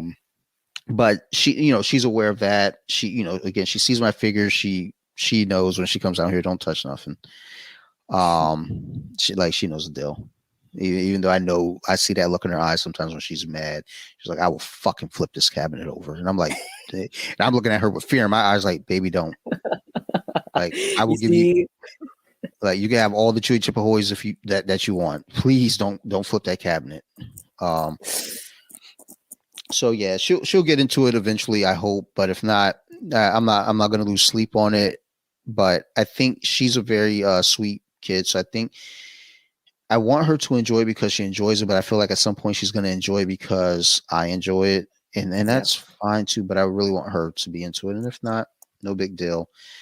She loves jiu-jitsu. She doesn't even do it, but she loves it. So that is awesome. And that's on her enjoying it. Less about me coaching it and training, and more about, because she's a kid, she likes to move. But yeah, that's you know, the Star Wars fills. How'd you feel about the sequel trilogy?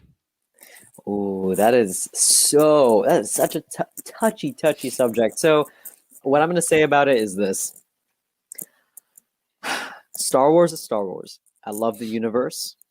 A lot of people make a really big deal about hating on something that's not real. And I think, yeah, it could have been different. There were a lot of like missed opportunities. I don't lose sleep over it.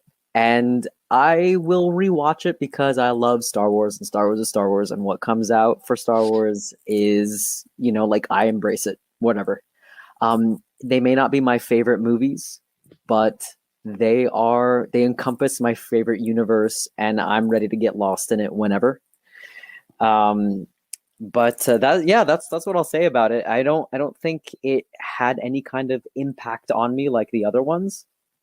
But that might be an age thing, and I realize that Star Wars is made for kids, and I'm not a kid anymore, and I I'm cool with that. That's one thing I always keep in mind when people get upset about the new trilogy.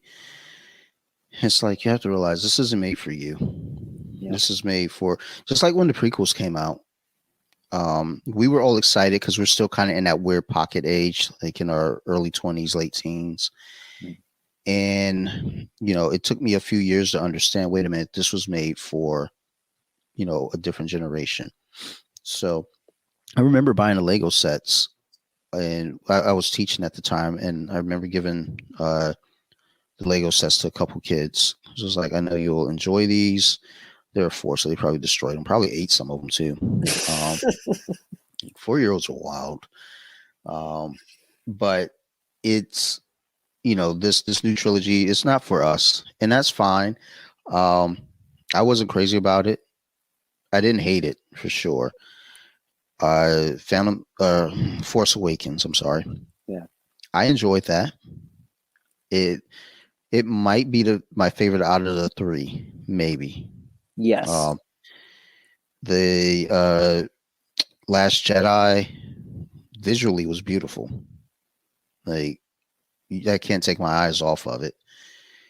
I have to go back. I've only watched it twice, but I don't know. It just, something wasn't sticking. And then Rise of Skywalker, it was just very sloppy. It felt like it wasn't very well put together. And I don't want to trash the movie because, it is what it is. But I watched it in the theater, and I enjoyed it in the theater at the time, just because we're wrapping up. I want to know how they were going to handle Leia. Yeah. I thought that was fine. As it ended, I was like, you know what? Good. I think when we gave it scores on the review, I gave it a 9 because I think I was still kind of high on it. Going back on it now, because I watched it again on Blu-ray, so my wife hadn't seen it. And after watching it that second time, that score dropped drastically, probably to a 5 or a 6. And one of these days I'm going to sit down and do a marathon, like a 3-day or maybe a 3-weekend marathon. One Sunday, just watch. Actually, I'm gonna watch them all. I want to throw Solo and Rogue One in there too. It's a challenge to get the cartoons like Clone Wars and everything in there, but that's a lot. Yeah, like because honestly, I wasn't in on Clone Wars in the beginning. So once it came to Disney Plus, that's when I started trying to play catch up, and it's a lot. Yeah. So, it's good though. It's good.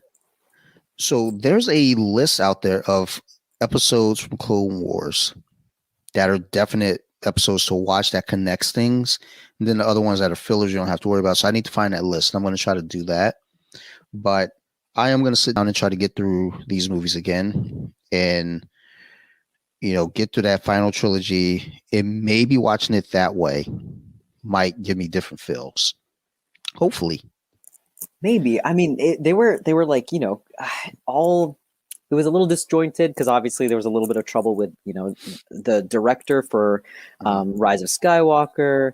The Last Jedi was experimental. Like that was all visuals. That was trying to make Star Wars into an art house film. And it was like, I don't know that was the right platform. You know what I mean? Like, I don't know that this franchise was the right place to like be super experimental and artsy fartsy with what you're doing. Pretty beautiful, but the general masses, that's probably why it rubbed people the wrong way. But yeah, I agree. It's tough though, because if you watch them all back to back, I feel like that's might even make it worse because it's so disjointed that if you watch it back to back, you're going to notice the glaring like mistakes even more. I feel like it really helped to have that 1 year or 2 years in between each one so that you could kind of breathe and be like, oh, I kind of don't remember what happened. And then you watch the next one and you're like, oh yeah, that makes sense. In reality, it maybe doesn't. Yeah, thinking of it that way, because they are so like, it's like you look at it, I was like, these movies, you wouldn't even think they're in the same universe other than the fact that the, characters are there.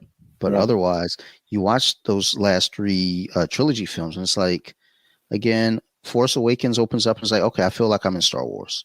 Nostalgia's there. You get to Last Jedi, and it gets a little weird, but it still feels okay. Then when I get to the Last Jedi, then I start feeling like this isn't right. Yeah. Like one of these don't belong, and it's you. Get out of here. Like leave, JJ. Like you did the first one, you didn't have to come back and fuck with this one. But that's fine. Like it's and there's rumors that they're trying to just retcon everything. Say, hey, those movies never happened. They don't exist. Like, no, leave it alone now.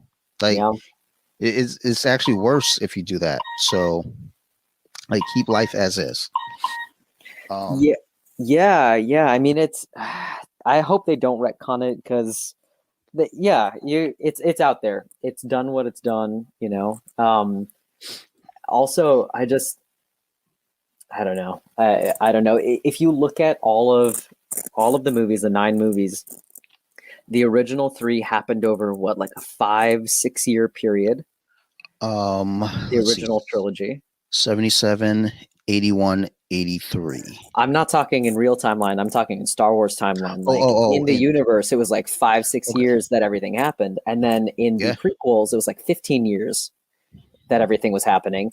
And then you get to the last 3, and that was a year and a half, 2 years that all of this happened. And then suddenly you realize, oh, this isn't, something doesn't, like the timing's off in universe, Yeah. It's definitely, I feel like it's definitely, just discombobulated, but with the shows that they're doing, I feel like they're trying to make up for it with the shows, and the shows aren't terrible. Like The Mandalorian is definitely fun. I'm looking forward to the Ahsoka series. Oh yes. And then you have your animated, The Bad Batch, which so far the 2 that I've seen I've enjoyed. I need to sit down and watch them again and then watch episode 3. Or what I might do with that is just wait and then binge it all. I don't like to binge because when binging, I can't get past 3 episodes or something. Like once I get to episode 3 of anything while binging, I stop caring after that. Just because it's like, okay, we get it. I can't. There's not very many shows that I can just binge straight through. Shameless, like we binged through that. The Office. So I've been trying to watch The Office. It's not that I don't like it. I think because it's past me. So everybody is like in this bubble of it and they know it and they love it. And I'm playing catch up. So I'll start like making jokes about something from The Office. Like, dude, that is so 7 years ago. I was like, man, fuck you. Hey, screw that person. It's always going to be relevant. It's always going to be funny. But I agree. Shameless is a good one. We just finished Shameless last week and I'm actually rewatching it on Netflix right now. And then going to go back and watch the last season. The way that the series ended, almost felt like they could have another season. They kept like advertising this as a final season, but the way it ended this similar to how season 9 ended, where it just ended in a way where it's like they could stop, they couldn't. Yeah, they might be done. I don't know. And then when you hear season 10 is like, holy shit, they're doing it again. And then season 10 ends, it's like, I guess they're done. And they're like, all right, one more season. It's like, what the fuck? And then when this season ended, I was like, I feel like there's some unanswered questions that I need a 12th season. I don't want to spoil anything for people who may not have gotten to it yet and they might be waiting for Netflix, but the ending was huge. And it's like, I need to know how this is handled. I need to know what people's feelings are. Yeah. But then I actually meant to mention this to my wife because, we sit down and talk about these things afterwards. I was like, when you look at that finale and you look at the overall arcing thing of the show, at the end of the series, in the final episode, everyone discounting the kid, Liam, everyone has a significant other. And when you're kind of leading up, that's not the case because you have Deb, she's going through her turmoil being single and they're, worried about selling the house. And if that's going to be a thing, she doesn't want to be alone, then you end up in that final episode and she's with someone. Probably not the best of people, which is why I want another season, because I want to see how that fucking folds. Not well. It's not going to be well. That's why I want to see it, because I'm going to be honest, I fucking hate that character anyway, Deb. Like, she's a horrible human. A selfish human. But you see Ian and Mickey. You know, that is my favorite pairing, honestly. They're probably the healthiest couple, even though they started out as the most disjointed. So I told my wife, I was like, dude, I'm in if they just do a Ian and Mickey spinoff. Yes. Like Mickey, that dude, he killed it this season. Just like when they got the apartment and he's like, he made a comment and I was like, that doesn't make sense. It was like, hey, yeah, our furniture's getting delivered tomorrow. I was like, they don't have money to get furniture. How are they getting furniture? And then when he talks to the leasing agent and he's like, yeah, where the fuck's my furniture? What are you talking about? Like the one that you showed us an apartment with furniture. You mean a model apartment? Oh, you're so cute. He's like, don't fucking call me cute. Like, dude, he killed it this entire season. And I would be so happy to see a spinoff of those two. Like there's just so much that was going on that I felt like, you know what, we can get more out of this. But that might be the only show that I could think of off top that I can binge. Lost. I love Lost.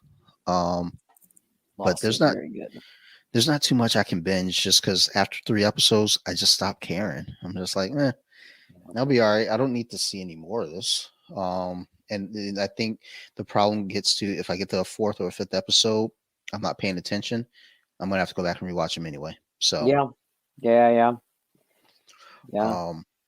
And one other question, just kind of dipping into the nerdum here. I know you say you hadn't seen WandaVision and Falcon and Winter Soldier. No, I'm saving them for when I have like my full attention span on them. So Falcon, Winter Soldier, if there's anything from that I can binge, I'll probably be able to binge through that. So that's paced pretty well. So but it'll be a treat. Do you have a top 5 MCU out of all 23? Yes, I do. And I was really afraid of this question because I feel like my picks are nobody likes the movies that I like. I don't know why. Well, you'll be shocked because I think some of the ones I like, nobody likes either. I know people don't like. Okay, all right. I'm going to tell you. You want my top 3 MCU? Yeah, let's go top 3. Yeah. Okay, top 3 MCU. You're going to kill me. I loved the first Thor. I loved it. That's good.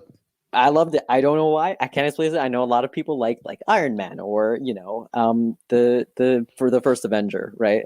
Like the Captain America. But yeah, that first Thor movie, it just hit a sweet spot. Like he was so, the way they wrote it, it was so true to who Thor is, because he was just this bumbling like god thing, and I don't know. It was just such a pure movie for me. I really loved, my number 2 is Black Panther. It was also just one of those ones that the pacing was really great. I just loved the storytelling. I loved how they presented the character. It was very true to the character, in my opinion. And then I think number 3 would probably be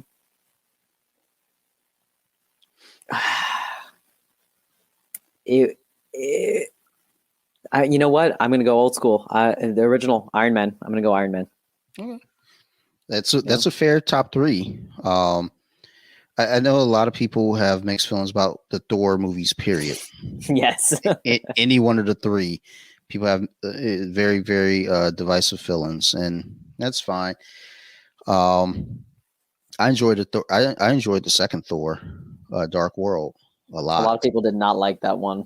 Yeah, like that's why everyone I talked to hated that one. It's like, I mean, whenever someone hates something, my first question is, why did you dislike it? And then, I hear whatever reason. It's like, okay, well, what were you expecting and how would you have changed it? But it still has to stay within the context of that movie. How would you have changed that movie with what you had there to make that movie better? and not many people give me an answer. So it's like fuck all the way off. Yep. My top 3 for MCU, it switches, but it typically stays the same. Number 1 is always Iron Man, just because it set it off, and you can watch that movie without watching any of the other movies and just leave it alone. You don't have to. I mean, obviously because it's the first one, but you don't need to watch more after to build the story. But you could, because obviously there's more to it. Number 2 is Captain America: The Winter Soldier. That's another good movie. You don't need to watch the other movies. You can just turn it on, and it's a good espionage movie. It's a really fun movie. A lot's going on.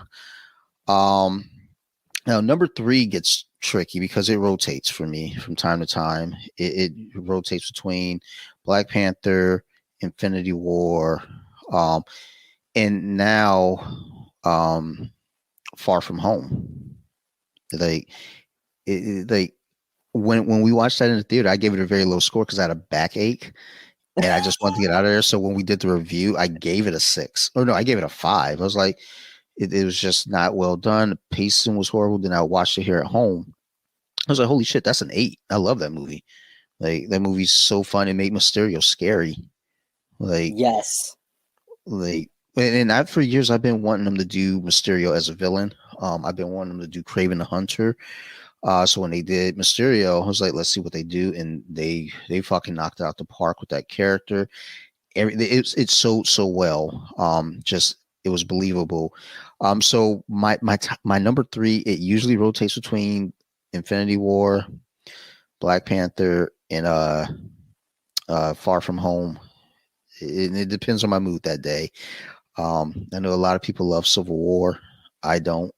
Yeah. There wasn't enough casualty. Like I'm a morbid person, so I want to see someone die, and I'm not talking about heroically. I want to see some shit. Like when War Machine got shot out of the sky, I was like, this is it. No, he's paralyzed. No, they couldn't do that to him. They couldn't do that to Rhodey. No, true. I like Don Cheadle. I like Rhodey. You know, there's a lot more to be done with War Machine. You're going to have the Armor Wars series coming up, and I'm excited to see that. So I'm glad it didn't happen, but I wanted someone to die. And honestly, look, we got 2 characters who ain't got no goddamn super suit and no powers. How the fuck they survive? And then, like, everybody knows we all want to see Hawkeye go. This dude's got a bow and arrow. Like, the fuck are you, Robin Hood? Get the fuck out of here. I know. Aren't they making a show? And it's gonna be like, yeah.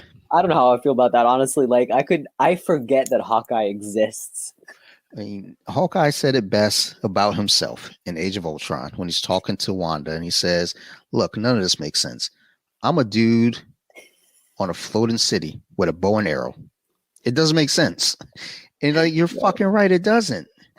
Like, go get killed. That's fucked up. I shouldn't have said that. But yeah, he shouldn't be there. I mean, you're not wrong. And like Black Widow, I'm excited to see this movie come out because I want to know what's going on. Because my feeling is, you know, again, yeah, she's cool. She can fight. Cool. But hey, man, she should have died way before Endgame in some capacity. But I'm excited to see, like, maybe they slipped her a little bit of that serum that they've been trying to recreate, and maybe they got one batch right, and they slipped her a little Mickey, and she was like, "Oh shit, let's rock and roll." But I don't like Civil War because I love the comic, and it was not the same. Far from it. And to be fair, they can't really do it that way. They could, but they couldn't. But we needed some casualties. I didn't like Endgame because I'm obsessed with time travel movies and parallel universes and alternate realities. I'm obsessed with that shit. And watching how they did Endgame, like the first hour, I'm in. The third hour, I'm in. That second hour, get it the fuck out of here. That was tough. Like, it's just like, I don't know. It just pisses me off. So I always put Endgame closer to the bottom of my MCU movies because people are like, how could you not like that? Well, first the fuck off, it was 3 hours long. And yes, I sat through all 4 hours of the Snyder Cut and I enjoyed every hour of it. But Let's talk about that though. That Snyder cut, I was not expecting to actually enjoy it that much. It did yeah, not feel like 4 hours. yeah, it was paced so well. Um, my wife, she works nights, and so we watched it on a Saturday night when she came off of a Friday night of work, so she didn't have any sleep on Saturday at all. Period. Ooh. We came down here, turned that some bitch on. We watched 2 hours of it, and she was still like awake. She was still into it. She was like, I want to watch more, but I know I need to go to sleep. I was like, fair enough. She was like, but it did not feel like 2 hours. I was like, that's what I'm saying. When I watched all 4 hours, I didn't feel like I watched a 4 hour long movie. I felt like maybe 2.5, 3 hours at best. But god damn, it was good. It was good. With the Snyder cut and where that lies, do you want to see more of what that Snyderverse could be? Hell yes, I do. Are you kidding me? There's like a whole petition out there. You better believe I signed that. Like, we want to see more. I know the Snyder came out and he was like, yeah, there's no plan for any kind of part 2. There's no plan for anything. I'm like, bring out the Snyderverse because DC would be dead without it, honestly. Yeah. Honestly, like Wonder Woman was a great movie. 1984, it was all right. But they're banking on Wonder Woman, and other than Snyder's stuff, I feel like DC has no future in like a massive movie universe. No, I agree. There's I sometimes have feelings with things where I'm like, if it's a good thing, let it be. I have mixed feelings. I don't know. Like, I want to see more, but at the same time, I'm like, you know what? Let's just end on this high note right here. The reason why I want them to not do more is because I don't want Warner Brothers to get their grubby little paws into this, and that's where it gets really gross. But I want to see more because there's so much story left to tell, and there's so much they can do. The thing is with Zack Snyder, and people like to shit on Snyder, is like he makes good action movies. He does. Like you watch Man of Steel, you look at BVS, no matter what your comments might be about that movie, it's a good action movie. You look at 300, Watchmen. Sucker Punch, fucking Dawn of the Dead. This man is a really good movie maker, and people get uppity about Justice League, but that was Joss Whedon, not Snyder. And one of these days, I'm going to actually put them on side by side and watch them. I'm going to put obviously the Snyder cut on the big TV because Joss Whedon doesn't get that kind of credit here. And I'm gonna put his version on the iPad or something. And not even an actual like TV, like not even your monitor, an iPad. Nah, fuck that dude. He lucky he ain't getting the phone. I know. I was gonna say you better stream him on the phone. The only reason he doesn't get the phone is because I might want to go on Instagram. It's like because I'm gonna get bored. They're like, man, fuck that dude. Like, let me go to Instagram. Well, you got the other one. Well, yeah, I know, but it's good. So I don't know. With that Snyderverse, I would love to see more, but I'm scared if they do more and Warner Brothers get in the way, and it's like they just start doing what they do. Yeah, but do you, and like spoiler warning, I guess, for people who haven't watched the Snyder Cut, but like it's been long enough. Fuck them. Okay, all right. Well, okay, screw you guys. Martian Manhunter is one of my favorite characters. Mm-hmm. I want to see more of that, and I don't want to see a Joss Whedon version. I don't want to see a WB version. I want to see Snyder's Martian Manhunter. I want to see more of that. That's the thing. So what's funny is I had to have blinked or looked away the first time I watched it because I didn't see him in it the first time. How did you not? There's like a whole scene. Well, until the end. I saw him in the end, but I didn't see him when he was posing as Martha. How did you not see that? You must have been on Instagram. Maybe, I don't know. I missed that completely. So when I watched it with my wife, because when I'm with my wife, I try to make it a point to put my phone down. Yeah. Because I want her to have her phone down because I want her to watch it as well. So I had to have been on Instagram or something. I might have been writing notes because I'm a weirdo. I take notes during movies sometimes too. That, for no reason. I have a notebook here. Like, I see that. I take notes for shit, and there's really no reason for me to do it. Like when I watch MMA events, I sit there and I write down notes during the fight, and I to That's passion. That's passion. or it's lunacy. I don't know. It's one or the other. I'm not sure which one it falls under because again I take notes and then I don't do anything with them. I just have notebooks like John Doe from Seven. There's like composition books Oh from wall to no. wall of like what like they're gonna break in one day and like what are all these composition books? Oh, I might watch Seven tonight. Holy shit, that's a good one. I might. That is a good one. I'm saying all this shit while I'm doped up on Benadryl. I'm not watching shit. You're not gonna make it. I'm gonna turn the movie on and pass right the fuck out. Yep. That's what's gonna really happen. But yeah, they'll break it. You know, they'll have to do a search of the house. They'll find all these composition books. Like, what the fuck are these notebooks? And it'll say one notebook, UFC 3. Huh? And they start reading like, okay, looks like Hoist Gracie got injured, so he didn't complete the tournament. Weird.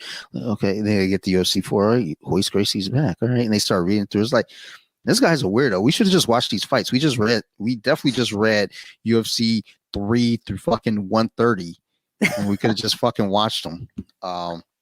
But that's the goofy shit that I do in my spare time. Is I just write down notes on dumb shit for no reason. It's like watching fucking Scooby Doo taking notes. It's like, what the fuck is wrong with this dude? Just like, look, dude, it keeps him from like hurting other people. So let him fucking write the notes. Jesus Christ.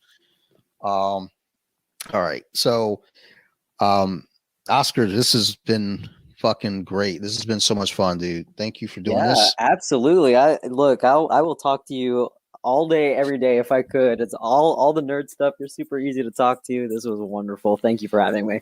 No. Thank you again for coming on and doing this. It's getting to that hour where I'm like, well, I don't want to keep you. Also, I want to make sure I get this converted in time so I can start working on it.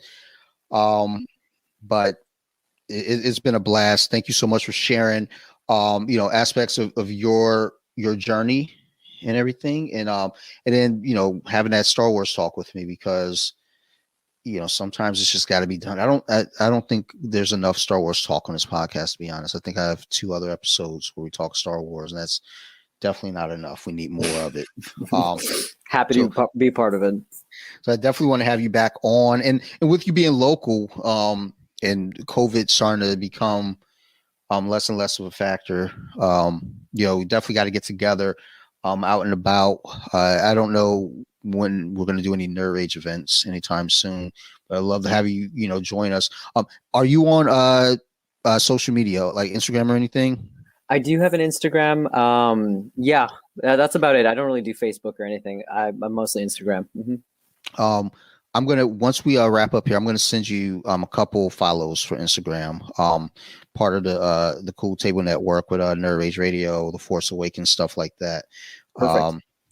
Fun group of guys.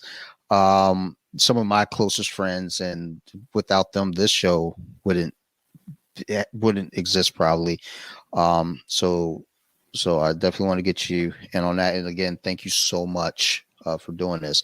You got any shout outs, plugs, anything you want to mention before we wrap up here?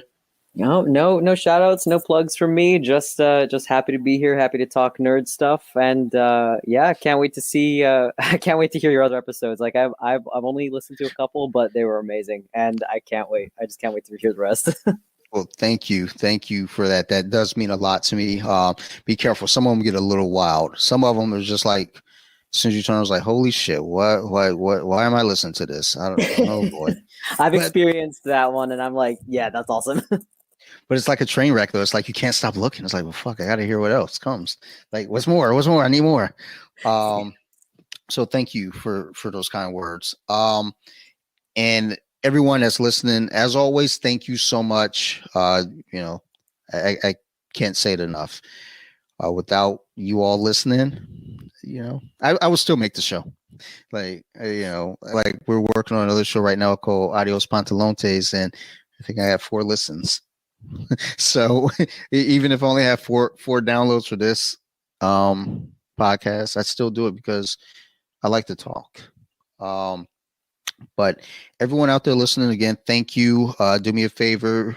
Make sure you guys check out my other show, Adios Pantalontes. It might be going under a name change. I don't know. We're going to have a meeting very soon and revise some things. I'm not crazy about the name. So that's going to be one of the revisions. But in the meantime, check it out. We're on Instagram. I'm going to be honest. I don't even think Pantalontes is spelled right. So just write Adios and you'll see a neon picture of, it says Adios Pantalontes. And I think there's like some glasses like toasting and maybe some pants. I don't know. But check it out. Follow us. We appreciate it. Also check out my buddy Dunkel and his wife Poe over at the Shaded Corner. Like, just released a very long episode with them, broken up into 5 sections because we talked for 5 fucking hours. So please check them out. They're hilarious people. And last but not least, Nerd Rage Radio. Go give them a listen. You know, if you listen to this, you probably already listened to them. They're a big reason for this show. I recently recorded episode 300 with them, and it was a fucking blast. So, please, you know, go give them a listen. But otherwise, thank you, everyone. Love you. Y'all keep listening. I'll keep making these shows. Thanks, people.